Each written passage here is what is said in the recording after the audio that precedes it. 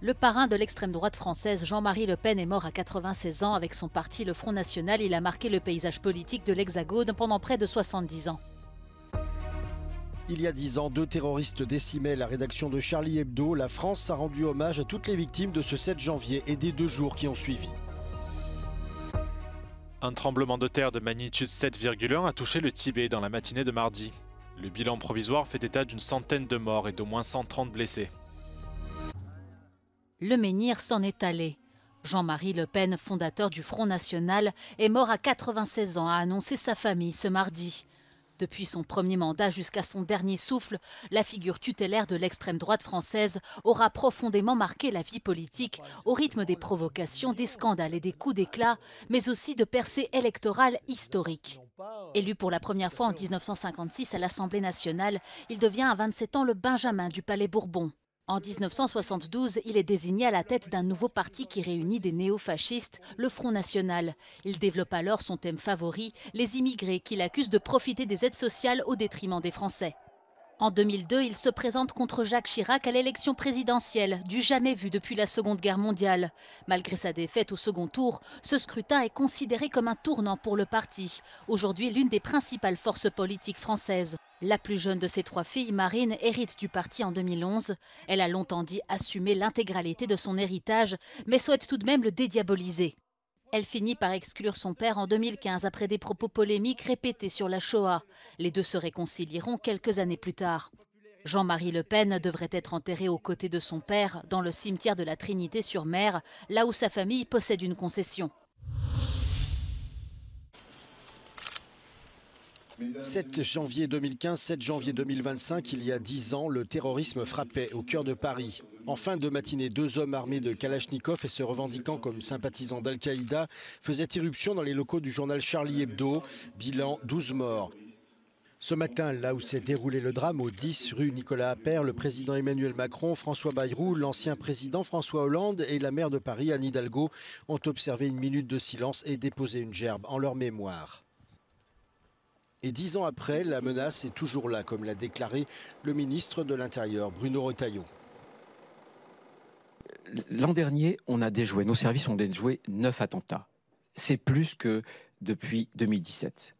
Ça veut dire que nos services et la France est réarmée considérablement. Mais ça veut dire que la menace, elle est toujours là. Elle est toujours là.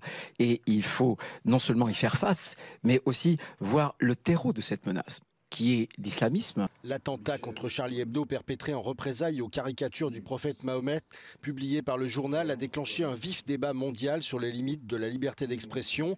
10 ans plus tard, dans un numéro spécial de Charlie Hebdo sorti ce mardi, un sondage réalisé par le journal montre que si une majorité de Français croient encore au droit fondamental de caricaturer, les jeunes générations critiquent de plus en plus la satire qu'elles considèrent comme source de division, en particulier à l'égard des communautés marginalisées.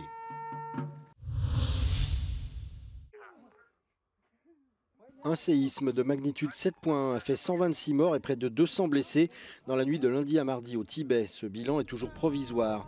Il s'agit de l'un des tremblements de terre les plus dévastateurs en Asie depuis plusieurs années. Le puissant séisme a frappé la ville de Shigatse vers 9 h ce matin à une profondeur d'environ 10 km selon les données de l'ISGS, l'Institut américain d'études géologiques. Des secousses auraient été également ressenties au Népal et en Inde.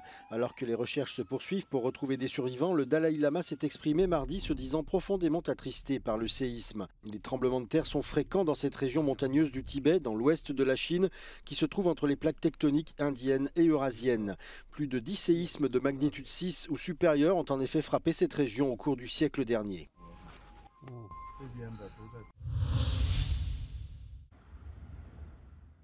Au moins 5 personnes ont été tuées dans une forte tempête de neige qui a frappé plusieurs États américains ces derniers jours.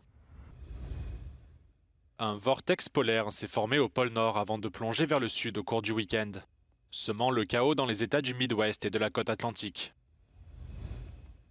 Le service météorologique américain indique qu'au moins 60 millions de personnes ont été affectées par les tempêtes de neige.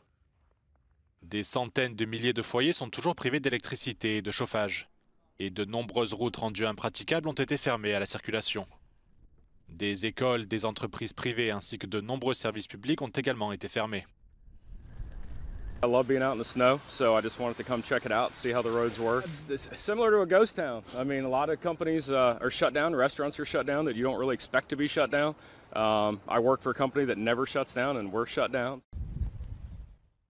Les importantes chutes de neige ont également perturbé le trafic aérien dans de nombreux aéroports du pays. Plus de 2500 vols intérieurs et près de 6500 vols internationaux ont été annulés ces derniers jours. Selon les dernières prévisions, la tempête devrait commencer à s'éloigner en direction de l'océan Atlantique à partir de mardi. Mais les conditions météorologiques devraient rester difficiles jusqu'à la fin de la semaine au moins. Des études ont révélé que le réchauffement rapide de l'Arctique est en partie responsable de l'augmentation de la fréquence des vortex polaires.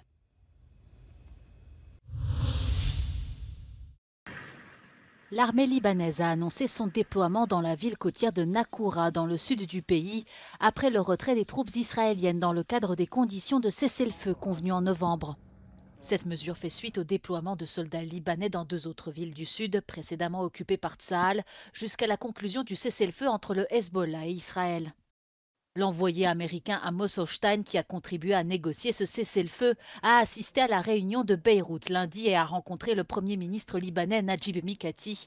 Celui-ci a confirmé que le retrait des troupes israéliennes se déroulait comme prévu, mais n'a pas confirmé s'il serait achevé dans le délai de 60 jours prévu par les conditions de l'accord. Au même moment, des responsables locaux de la bande de Gaza ont déclaré qu'une frappe sur Boureij, un camp de réfugiés palestiniens situé dans le centre de l'enclave, a tué au moins 3 personnes dans la nuit de lundi à mardi. Le conflit opposant Israël au Hamas à Gaza a tué plus de 45 800 Palestiniens, principalement des femmes et des enfants, selon le ministère de la Santé de Gaza, contrôlé par le Hamas.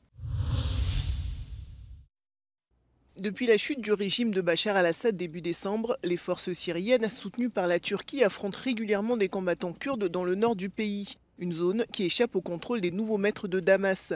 Ce lundi, Recep Tayyip Erdogan a haussé le ton face à ce qu'il considère comme une menace pour l'unité de la Syrie. Une mise en garde qui s'adresse principalement aux combattants kurdes du PKK. Suriye'nin parçalanmasına, hangi kisveyle olursa olsun, üniter yapısının bozulmasına rıza göstermeyiz. Bu konuda bir risk görürsek gerekli adımları süratle atarız. Bölücü örgüt ve Suriye'deki uzantıları için çember daralıyor. Au cours du week-end, plus de 100 personnes ont été tuées dans le nord de la Syrie lors d'affrontements entre forces syriennes pro-turques et les FDS, une coalition composée majoritairement de combattants kurdes. En lutte armée contre le gouvernement turc depuis les années 80, le PKK est considéré comme un mouvement terroriste par Ankara, l'UE et les États-Unis. Selon le chef de la diplomatie turque, l'élimination du PKK et du YPG ne serait qu'une question de temps. Pour sa dernière tournée officielle en Asie, Anthony Blinken a choisi 2 pays. Après la Corée du Sud, le chef de la diplomatie américaine s'est rendu à Tokyo. Le Japon, où sont stationnés 54 000 militaires américains, est un allié clé des États-Unis face à la menace de la Corée du Nord et la montée en puissance de la Chine. Tokyo et Washington sont également investis aux côtés de l'Ukraine face à la guerre menée par la Russie. Because Japan saw it and recognized it and stood up, resonated around the world, a recognition here that the aggression that Russia was committing was not only against Ukraine, not only against the Ukrainian people, but against the very principles that are at the heart of the international system. Au cours de cette visite, le secrétaire d'État n'a pas abordé l'épineux projet de rachat du sidérurgiste américain US Steel par le japonais Nippon Steel, un dossier qui suscite des tensions entre les 2 pays alliés. Joe Biden a annoncé vendredi bloquer cette vente, pointant des risques pour la sécurité nationale des États-Unis, une décision jugée injuste par le Japon. Avec l'arrivée de Donald Trump à la Maison-Blanche le 20 janvier, Anthony Blinken sera remplacé par Marco Rubio.